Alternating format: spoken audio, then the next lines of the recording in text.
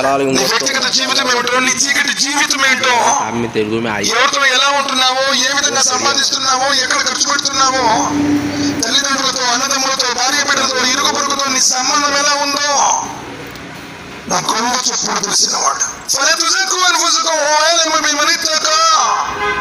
మీలో నిజంగా ఎవరు దైవభీతి పరుడో, ఎవరు తక్కువ పరిష్కారాత్మీనో, పొడుగైనటువంటి చొక్కా మోకాల కింద వేసుకున్నట్టు మాత్రాన, లేదు పైన టోపీ పెట్టుకున్నంత మాత్రాన నువ్వు తక్కువ పరిష్కారాత్మీ ఏమీ కాదు.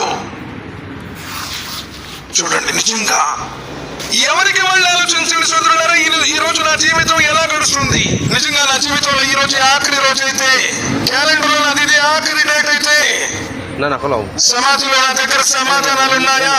నాకు ఈ విశ్వాసము సదాచరణ నన్ను వాళ్ళ దగ్గర కాపాడుతుందా? ఎవరికి వాళ్ళు ఆలోచించారు? అందుకని ఎలా సమానతలాగా అంటున్నాడు,